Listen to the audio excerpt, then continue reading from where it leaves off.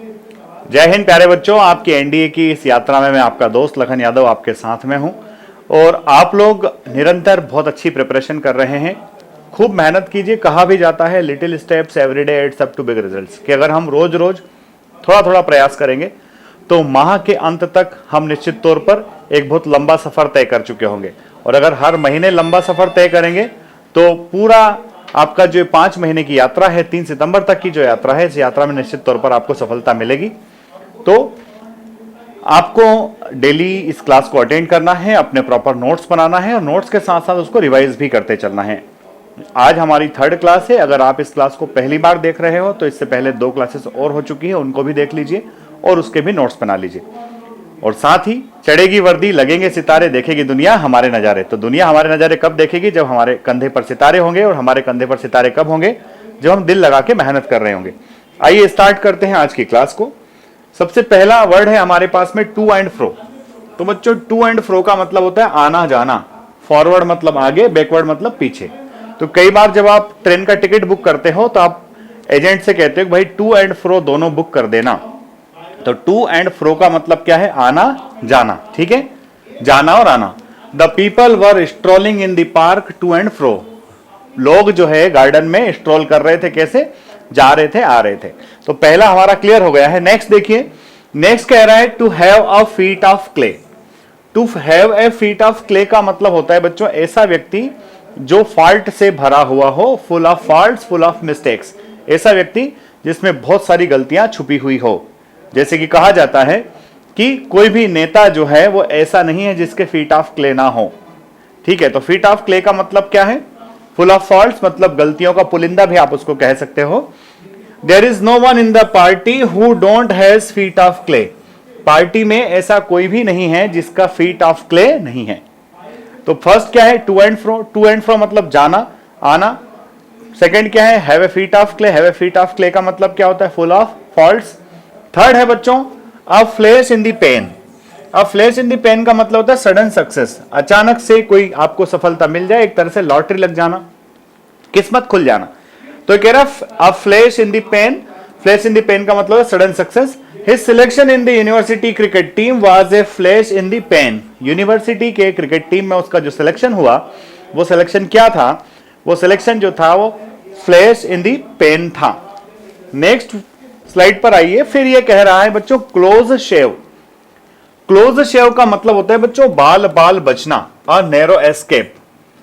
बाल बाल बचना। कई बार आपने कहा है कि बॉल जो है, बैट्समैन ने बॉल को इतना तेज हिट किया कि वो मेरे गाल के बिल्कुल पास से चली गई और मैं बाल बाल बच गया, नहीं तो वो मेरी आंख पे लग सकती थी। तो वो उस क्लोज शेव का मतलब क्या है?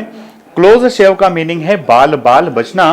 आई had a close shave in an accident yesterday. Yesterday मेरा एक एक्सीडेंट हुआ और उस एक्सीडेंट में जो है क्या हुआ? क्लोज शेव हुआ, यानी कि मैं बाल बाल बच गया। नेक्स्ट वर्ड पर आइए, cut and dried. Cut and dried. देखिए आजकल के बच्चे क्या करते हैं, एनडीए का फॉर्म भर दिया और फॉर्म भरते से ही सोचने लगते हैं मेरा सिलेक्शन हो जाए। तो भाइयों, कट एंड ड्राइड का मतलब होता है रेडी मेड। पर मैं यहां आपको बतलाना चाहता हूं कि डिफेंस सर्विसेज में अगर ऑफिसर बनना है तो इसका कोई भी कट एंड ड्राइड मेथड नहीं है। क्या नहीं है? कट एंड ड्राइड मेथड नहीं है, यानी कि कोई रेडीमेड मेथड नहीं है। एकमात्र मेथड जो है वो हार्डवर्क है। तो कट एंड ड्राइड का मतलब क्या होता है? Readymade. You can't get everything cut and dried. आपको हर चीज कट एंड ड्राइड नहीं मिल सकती है।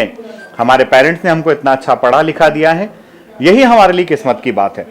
तो यहां पर आप देख रहे हो, फर्स्ट क्या है? क्लोज शेव। क्लोज शेव यानी कि बाल बाल बचना। सेकेंड क्या है? Cut and dried. Cut and dried का मतलब क्या है बच्चों? रेडीमेड। थर्ड है बच्चों to bite the dust. To bite the dust का मतलब होता है हार जाना। और हार जाने के साथ साथ इसका एक और मीनिंग होता है बच्चों अपनी गलती स्वीकार कर लेना। टू बी डिफीटेड, या फिर एक तरह से बाइट द डस्ट, धूल चाटना, अपनी गलती स्वीकार कर लेना। आपने एक और इडियम सुना होगा, टू ईट हम्बल पाई। तो उस ईट हम्बल पाई का मतलब भी क्या होता है? मुंह की खाना। ठीक है, कि युद्ध में उसे मुंह की खाना पड़ी। Pakistan had to bite the dust in the Kargil war. Kargil का जब युद्ध हुआ तो कारगिल के युद्ध में पाकिस्तान को क्या करना पड़ा? बाइट द डस्ट करना पड़ा, धूल चाटना पड़ा। नेक्स्ट देखो बेटा, नेक्स्ट कह रहा है विली नीली। नेक्स्ट क्या कह रहा है बच्चों? विली नीली। विली नीली का मतलब होता है इच्छा से या अनिच्छा से। इच्छा या फिर अनिच्छा, इसको आप ऐसा भी कह सकते हैं विलिंगली या फिर अनविलिंगली। तो विली निली का मतलब होता है मन से या फिर बेमन से। तो आप देखो whether one wishes or not, उसकी इच्छा है या फिर नहीं है कि अगर इंसान के रूप में पृथ्वी पर जन्म लिया है तो आपको पढ़ना तो पड़ेगा। आप वो पढ़ाई मन से कीजिए या फिर बेमन से कीजिए, विली कीजिए या फिर निली कीजिए। विली निली हो गया यहां पर। तो she was forced willy nilly to accept the proposal, उसको फोर्स किया गया कि तू प्रपोजल को एक्सेप्ट कर, मन से कर या फिर बिना मन से कर, पर प्रपोजल को एक्सेप्ट कर। ठीक है, अगला देखो, to have an axe to grind. To have an axe to grind का मतलब होता है बच्चों निहित स्वार्थ। निहित स्वार्थ का मतलब होता है उसका हिडन एजेंडा यहां पर है कि कोई व्यक्ति आज तक आपसे ठीक से बातचीत ही नहीं करता था, पर आज अचानक से आपकी मदद कर रहा है, आगे होकर के आपके बहुत भले की बातें कर रहा है। तो आप समझ लीजिए कि वो जो बंदा है वो क्या है, he has an axe to grind. उसने कुछ ना कुछ अपना वहां पर मामला सेट कर रखा है, वो कहीं ना कहीं लाभ लेगा, उसका स्वार्थ छुपा हुआ है। Ravi does not help anyone unless he has an axe to grind, की रवि लोगों की तब तक मदद नहीं करता है जब तक वहां पर उसका स्वार्थ ना हो। ठीक है, तो फर्स्ट क्या है, फर्स्ट है विली निली। विली निली का मतलब क्या है, मन से या फिर बेमन से। सेकंड क्या है, to have an axe to grind, यानी कि छुपा हुआ स्वार्थ, निहित स्वार्थ जिसको आप कहते हो। नेक्स्ट है बच्चों to give a wide berth. To give a wide berth का मतलब होता है अवॉइड करना। आपने एक और इडियम सुना हुआ है deaf ear, to turn a deaf ear, एक तरह से किसी की बात को नजरअंदाज करना, उसकी बात पर ध्यान ना देना। इसी तरह से गिव ए वाइड बर्थ यानी कि अवॉइड करना, कि अक्सर माता पिता अपने बच्चों की शरारतों को नजरअंदाज करते रहते हैं, फिर वो जब बदमाश बन के आते हैं तब कहते हैं हमारा तो बच्चा सुनता ही नहीं है। तो आप शुरुआत से क्या मत कीजिए, शुरुआत से वाइड बर्थ मत दीजिए। One should always give a wide berth to the bad habits, हमें बुरी आदतों को हमेशा अवॉइड करना चाहिए। बच्चों इसका पीडीएफ आपको मिलेगा फोर्स डिफेंस एकेडमी के टेलीग्राम चैनल पर, साथ ही फोर्स डिफेंस एकेडमी का इंस्टाग्राम भी, आप उसको भी फॉलो कर लीजिए। अगर आपको ये वीडियो सीरीज अच्छी लग रही है तो एसएसबी इंटरव्यू की प्रिपरेशन भी अभी से शुरू कर दीजिए। एसएसबी इंटरव्यू की प्रिपरेशन के लिए हमारा चैनल है एसएसबी वर्ल्ड, उस एसएसबी वर्ल्ड का भी यूट्यूब चैनल भी है, इंस्टा भी है और उसका टेलीग्राम भी है। तो आपको सारी चीजें फोर्स डिफेंस एकेडमी के द्वारा प्रोवाइड की जा रही है। तो ये सब आपके लिए डेफिनेटली बेनिफिशियल साबित हो ही रही है। कई सारे बच्चे कहते हैं कि सर अगर मुझे इसके बारे में पहले पता चल जाता तो मैं शुरुआत से आपसे पढ़ता। एनडीए 1 के लिए बच्चे ऐसा कह रहे हैं। तो बच्चों एनडीए 1 के लिए जो कह रहे हैं वो अब पीछे छूट गए हैं, पर अब मैंने एनडीए 2 के लिए अभी से इसलिए स्टार्ट कर दिया कि बाद में आप ना बोलो कि आप पहले मिल जाते तो हम आपसे पढ़ लेते। इसलिए आप भी पढ़िए, आपके वो दोस्त जिनको एनडीए की वाकई सिस्टमेटिकली और ईमानदारी से प्रिपरेशन करना है उनको भी बताइए। चलो अगला है बच्चों take to hills.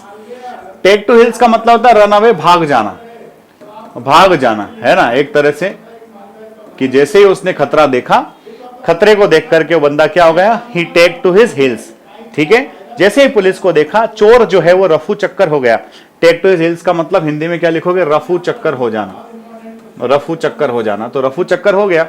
The girls playing in the garden took to their heels on seeing a snake. जो बच्चियां गार्डन में खेल रही थी, जैसे ही उन्होंने सांप को देखा तो वो क्या हो गई, they take to their heels, यानी कि वो वहां से भाग गई। नेक्स्ट आइए बच्चों to throw cold water. To throw cold water का मतलब होता है प्लान चौपट कर देना, प्लान चौपट कर देना। आपका जो है पूरा जो माहौल है, जो आपने सोच रखा था, जो बातें आपने तय कर रखी थी, उसको खराब कर देना, यानी कि एक तरह से आपको निरुत्साहित कर देना, डिस्करेज कर देना। आपने जब अपने घर में डिस्कस किया कि मुझे तो डिफेंस फोर्सेस में ही ऑफिसर बनना है, आपके माता पिता ने भी हाँ कर दिया, पर पड़ोसी लगा तो पड़ोसी आकर के उसकी 10 बुराइयां गिना गया और पड़ोसी ने आकर के आपके प्लान पर क्या कर दिया, थ्रो कोल्ड वाटर। ठीक है, तो पड़ोसी को अपने प्लान पे वाटर कोल्ड नहीं फेंकना देना है, उसको अपना पड़ोसी अपनी किस्मत तय करे ऐसा नहीं होने देना है। जो हमने सोचा है वही होना चाहिए।